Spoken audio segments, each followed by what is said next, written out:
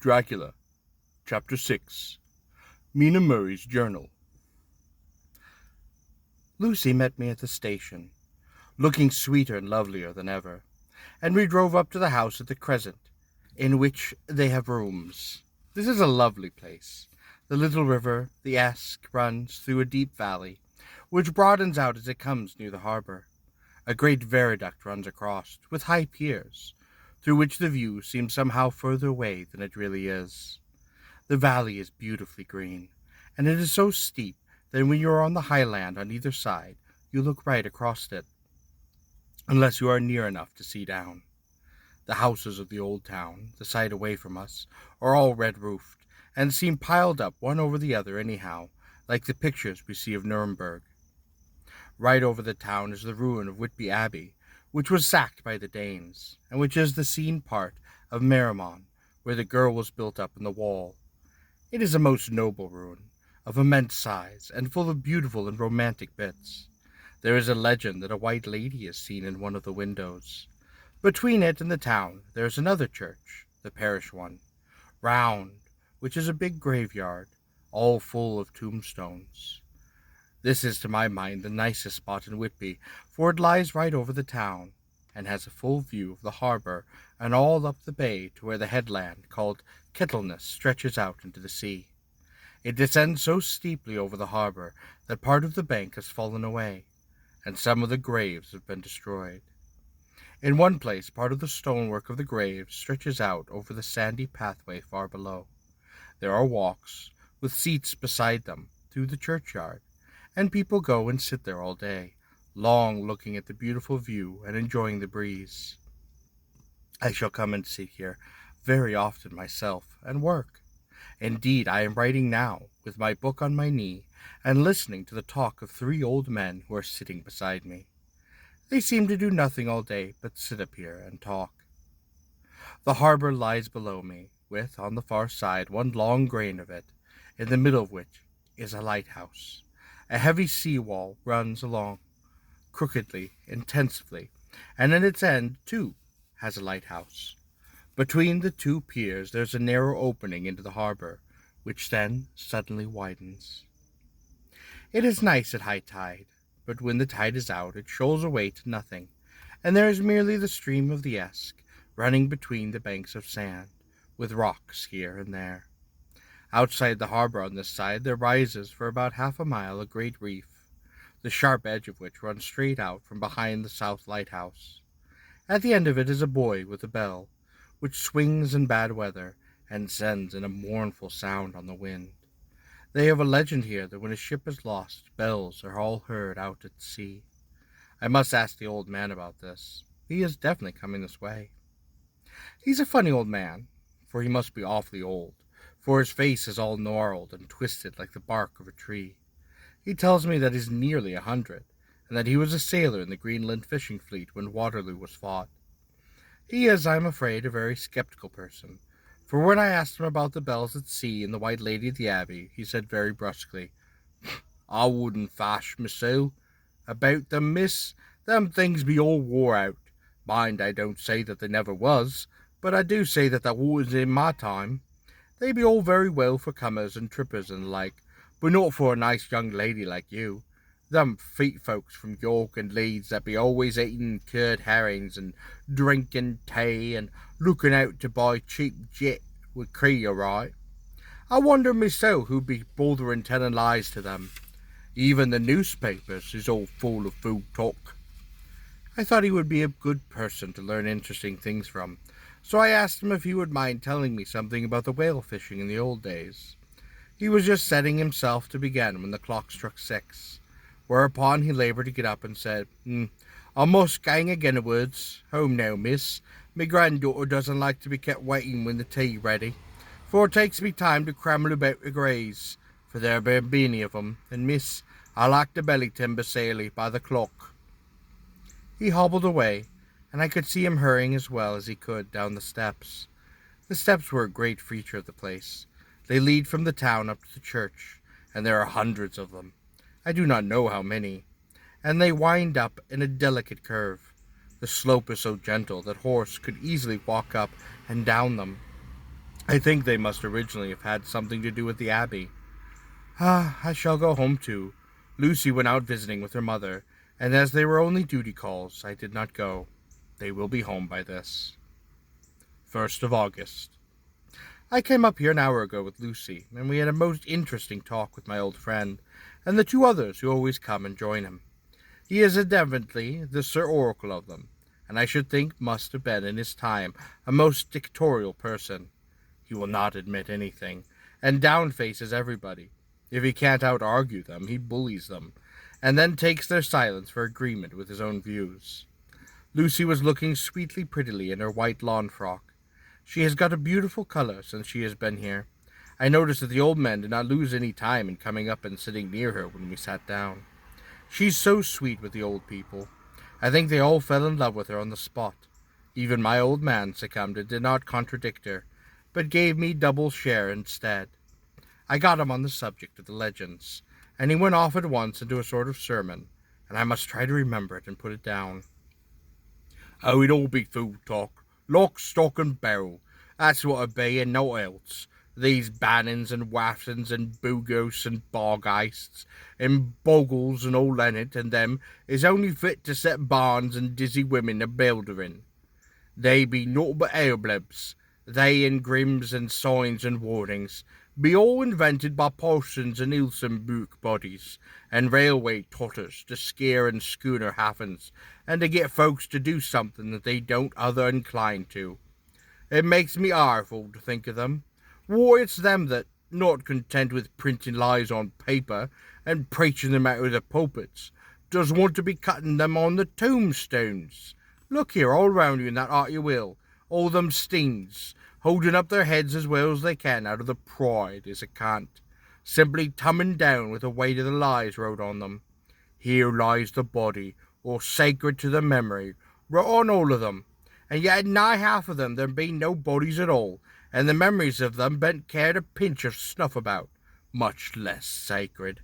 Lies, all of them, nothing but lies of one kind or another. My gog, it'll be a queer scrounderment.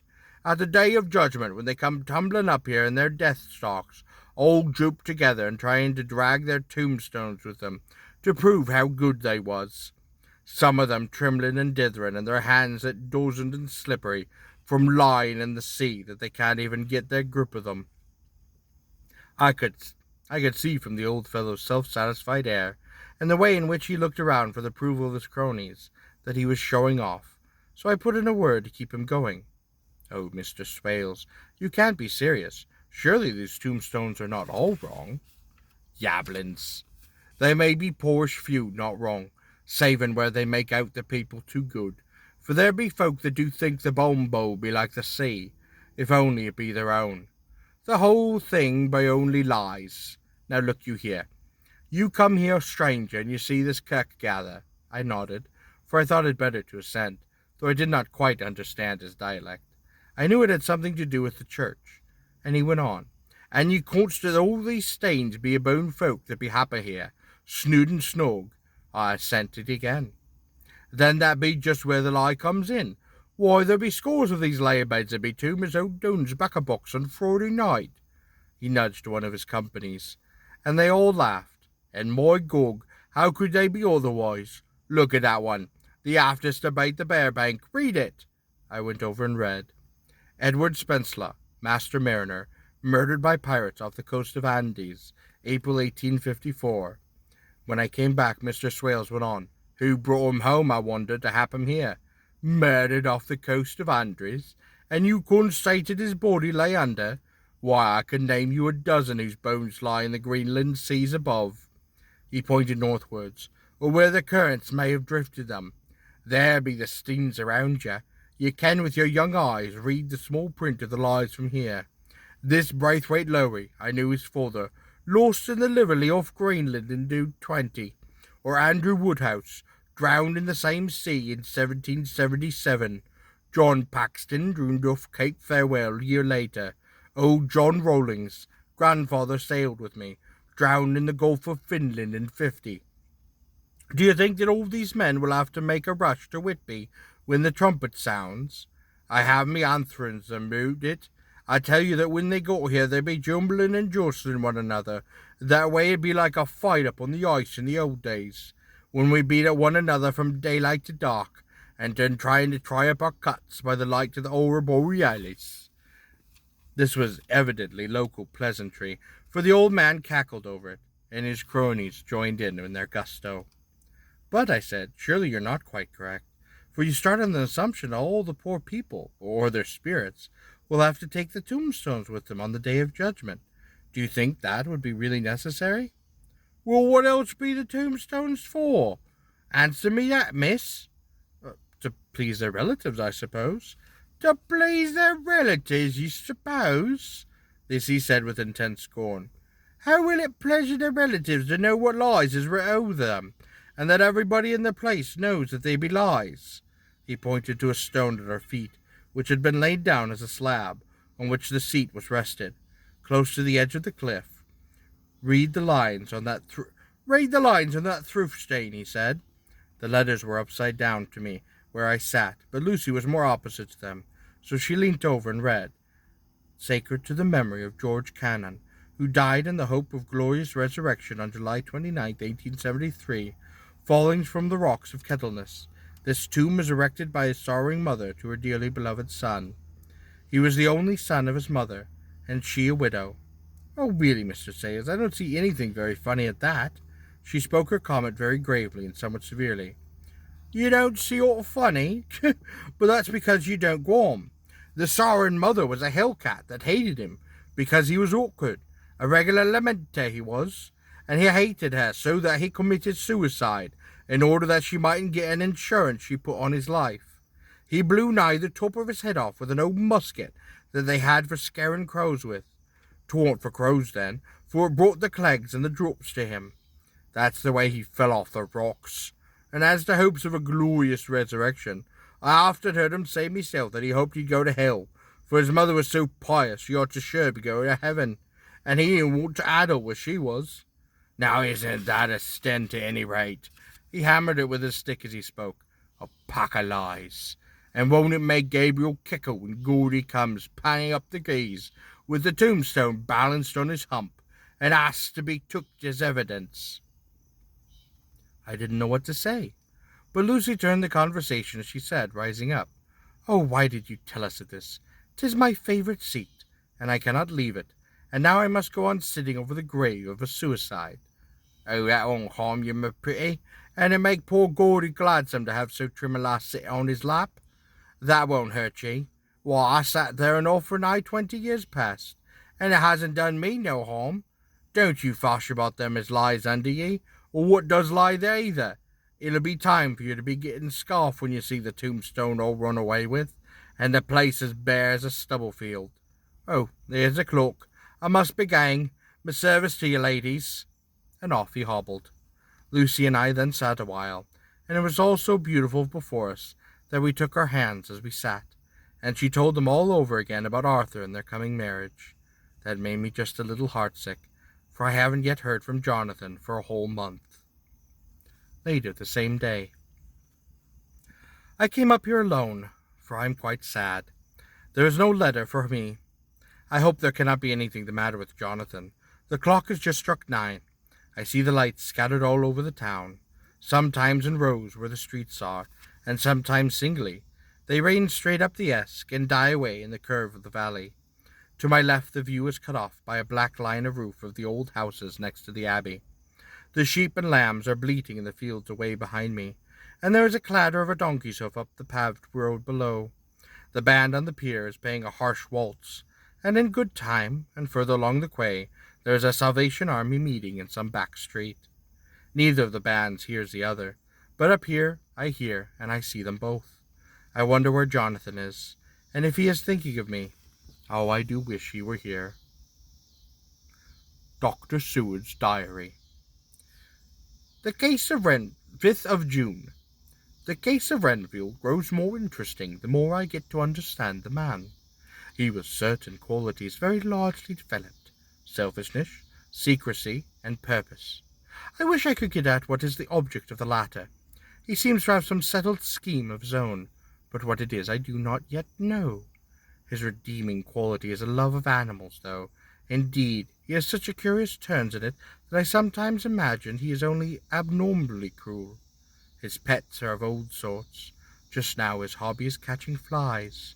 He has at present such a quantity that I've had myself to expostulate. To my astonishment, he did not break out into a fury as I expected, but took the matter in simple seriousness. He thought for a moment and then said, "May I have 3 days, and then I shall clear them away." Of course I said that would do. I must watch him. 18th of June. He has now turned his mind to spiders, and has got several very big fellows in a box. He keeps feeding them as flies, and the number of the latter is becoming sensibly diminished, although he has used half his food in attracting more flies from outside to his own room. His spiders are now becoming as great a nuisance as his flies, and today I told him that he must get rid of them. He looked very sad at this, so I said that he must clear out some of them, at all events. He acquiesced to this, and I gave him the same time as before for reduction. He disgusted me, for when a horrid blowfly, bloated with some carrion food, buzzed in the room, he caught it, held it exultingly for a few minutes between fingers and thumb, and before I knew what he was going to do, he put it in his mouth and ate it. I scolded him for it, but he argued quietly that it was very good and very wholesome, that it was life, strong life, and it gave life to him. This gave me an idea, or the rudiment of one. I must watch how he gets rid of his spiders. He has evidently some deep problem in his mind, for he keeps a little notebook in which he is always jotting down something. Whole pages of it are filled with masses of figures, generally single numbers added up in batches, and then the totals added in batches again, as though he were focusing some account, as the auditors put it. 8th of July. There is a method in his madness, and the rudimentary idea in my mind is growing. It'll be a whole idea soon, and then, oh, unconscious celebration, you will have to give the wall to your conscious brother. I kept away from my friend for a few days, so that I might notice if there was any change. Things remain as they were, except that he was parted with some of his pets, and got a new one.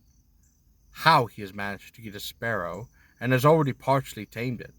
His means of taming is simple, for already the spiders have diminished.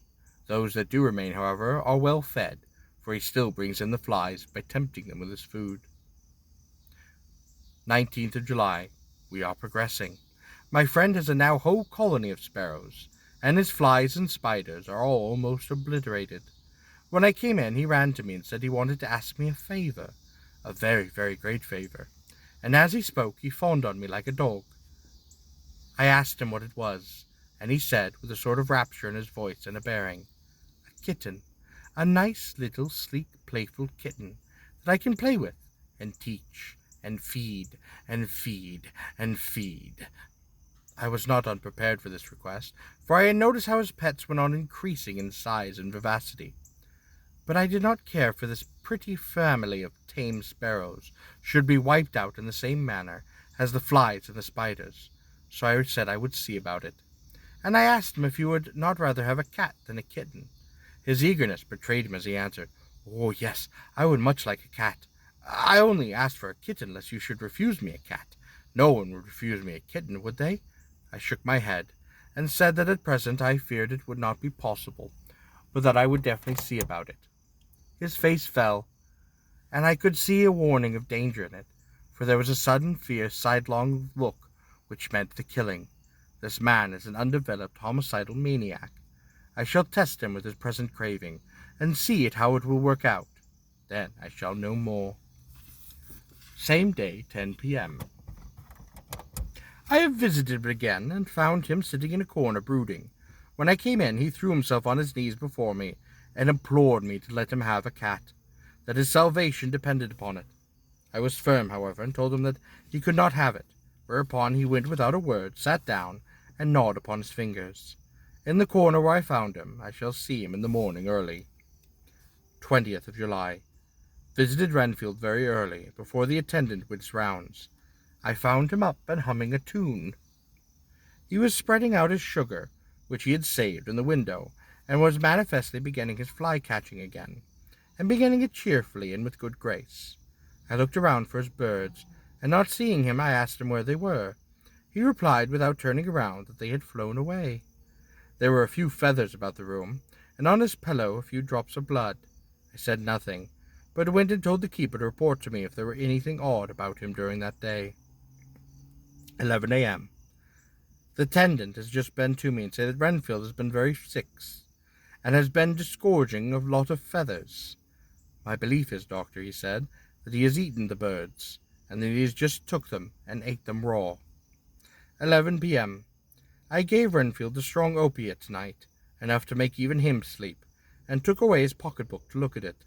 The thought has been buzzing about my brain, and lately it is complete, and the theory proved. My homicidal maniac is of a peculiar kind.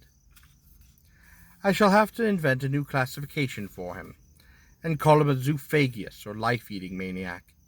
And he desires is to absorb as many lives as he can, and he has laid himself out to achieve it in a cumulative way. He gave the flies to a spider, and the spiders to a bird, and then he wanted a cat to eat the birds. What would have been his lightest step? It would almost be worthwhile to complete the experiment. It might be done if there were only a sufficient case. Men sneered at vivisections, and yet look at its results today. Why not advance science at its most difficult and vital aspect, the knowledge of the brain? Had I even the secret of one such mind, did I hold the key to the fancy of even one lunatic, I might advance on my own branch of science to a pitch compared with which Brand and Sanderson's biology at Farrer's brain knowledge would be as nothing, if only there was sufficient cause. I must not think too much of this, or I may be tempted. A good cause might turn the scale with me, for may I not be too of an exceptional brain congenitally? How well the man reasoned. Lunatics always do within their own scope. I wondered at how many lives he values a man, or if at only one. He has closed the account most accurately, and today began a new record. How many of us begin a new record with each day of our lives? To me it seems only yesterday that my whole life ended with my new hope, and that truly I began a new record. So it will be until the great recorder sums me up and closes my ledger account with a balance of profit or loss. Oh, Lucy, Lucy, I cannot be angry with you, nor can I be angry with my friend whose happiness is yours, but I must only wait on hopeless and work. If I could only have as strong a cause as my poor mad friend. There, a good unselfish cause to make me work. That would be indeed happiness. Mina Murray's Journal, 26th of July. Oh, I am quite anxious, and it soothes me to express myself here. It is likely whispering to oneself and listening at the same time, and there is also something about the shorthand symbols that makes it different from writing. I am unhappy about Lucy and about Jonathan. I had not heard from Jonathan for some time, and was very concerned. But yesterday, dear Mr. Hawkins, who is always so kind, sent me a letter from him. I had written asking him if he had heard, and he said the enclosed had just been received. It is only a line dated from Castle Dracula, and says that he is just starting for home. This is not like Jonathan. I do not understand it, and it makes me uneasy. Then, too, Lucy, although she is so well, has lately taken to her old habit of walking in her sleep. Her mother has spoken to me about it, and we have decided that I am to lock the door of her room every night. Miss Westerner has gotten an idea that sleepwalkers always go out on the roofs of houses and along the edges of cliffs, and then get suddenly awakened and fall over with a despairing cry that echoes all over the place. Poor dear, she is naturally anxious about Lucy, and she tells me that her husband, Lucy's father, had the same habit, that he would get up in the night, dress himself, and go out, and if he were not stopped. Lucy is to be married in the autumn, and she is already planning out her dresses and how her house is to be arranged. I sympathize with her, for I do much the same. Only Jonathan and I will start a life in a very simple way, and shall have to try to make both ends meet. Mr. Holmwood, he is the Hon, Arthur Holmwood, only son of Lord Goldingham, is coming up very shortly, and as soon as he can leave town, for his father is not doing well, and I think dear Lucy is counting the moments till he comes. She wants to take him up to the seat on the churchyard cliff, and show him the beauty of Whitby. I dare say it is the waiting which disturbs her, and she'll be all right when he does arrive. 27th of July.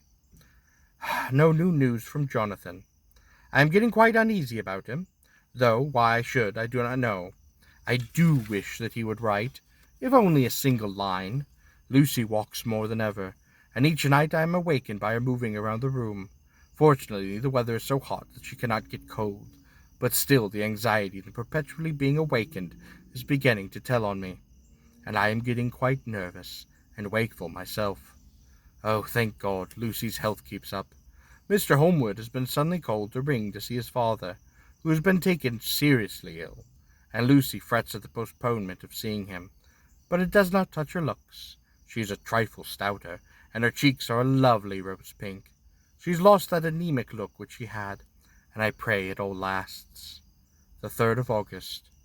Another week gone, no news from Jonathan, not even to Mr. Hawkins, of whom I have heard. Oh, I do hope he's not ill. He should have written. I look at the last letter of his, but somehow it does not seem to satisfy me. It does not read like him writing, and yet it is his writing. There's no mistake of that. Lucy has not walked much in her sleep the last week, but there is an old concentration about her, such which I do not understand. Even in her sleep she seems to be watching me. She tries the door, and, finding it locked, goes about the room searching for a key. 6th of August. Another 3 days and no news. The suspense is getting dreadful.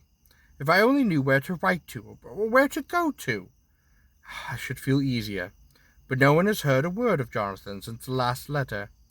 I must only pray to God for patience. Lucy is more excitable than ever, but it is otherwise well. Last night was very threatening, and the fishermen say that they are in for a storm. I must try to watch it and learn the weather signs. Today is a great day, and the sun as I write is hidden in the thick clouds, high over the Kettleness. Everything is grey, except the green grass, which seems like emerald amongst it. Grey earthy rock, grey clouds are tinged with the sunburst at the far edges, all of it hanging over a grey sea, into which the sand points stretch like grey fingers. The sea is tumbling in over the shallows, and the sandy flats with a dull roar, muffled in the sea mist drifting inland. The horizon has lost itself in a grey mist. All is quite vast, the clouds piled up like giant rocks, and there is a brool over the sound that seems like some presage of doom. Dark figures are on the beach here and there, sometimes half shrouded in their mist, and seem men like trees walking. Their fishing boats are racing for home, and they rise and dip in the groundswell as they sweep into the harbours, bending to their scoopers. Here comes old Mr. Swales. He's making straight for me, and I can see by the way he lifts his hat that he wants to talk. I've been quite touched by the change of the poor old man. When he sat down beside me, he said in a very gentle way, "I ought to say something to you, miss." I could see he was not at ease, so I took his poor old wrinkled hand in mine and asked him to speak fully. And so he said, leaving his hand in mine, "I'm afraid, my dearie, that I must have shocked you by all the wicked things I've been saying about the dead, and the such like, for weeks past, but I didn't mean them, and I want you to remember that when I'm gone, me old folks that be daffled, and with one foot about the nookhole, well, don't altogether like to think of it, and we don't want to feel scarred of it, and that's why I took to making light of it, so that I'd cheer up me own heart a bit. But Lord love ye, miss, I ain't afraid of dying, not a bit. Only I don't want to die if I can help it. My time must be nigh at hand now, for I be old, and 100 years is too much for any man to expect. I'm so nigh of it that the old man is already whetting his scythe. You see, I can't get out of the habit of choffing about all at once, and the chaffs will wag as they used to. Some day soon the old angel of death will sound his trumpet for me. But don't you do and great me, dearie," for he saw that I was crying. "If he should come this very night, I'd not refuse to answer his call. For life be, after all, only a waiting for something else than what we here are doing, and death be all that we could rightly depend on. But I'm content, for it's coming to me, my dearie, and going to be quick. It may be coming while we be looking and wondering. Maybe it's in that wind over the sea that's bringing with it loss and wreck, and sore distress, and all the sad hearts. Look, look," he cried. "There's something in that wind, and in that house beyond the sounds, and looks and tastes, and it truly smells of death. It's in the air. I feel it coming. Lord, make me answer cheerful when my call comes. He held up his arms devoutly, raising his hat. His mouth moved as if though he were praying, and after a few minutes of silence he got up, shook hands with me, blessed me, and said goodbye, hobbling off. It all touched me, and it upset me very much. I was glad when the Coast Guard came along, and his spyglass under his arm. He stopped to talk to me, always does, but all the time kept looking at a strange ship. I can't make her out, he said. Oh, she's a Russian, by the look of her, but she's knocking about in the queerest way. She doesn't know her mind a bit. She seems to see the storm coming, but can't decide whether to run up north in the open or to put in here. Look, there again. She's steered mighty strangely, for she doesn't mind the hand on the wheel. Changes about with every puff of wind. We'll hear more of her about this time tomorrow.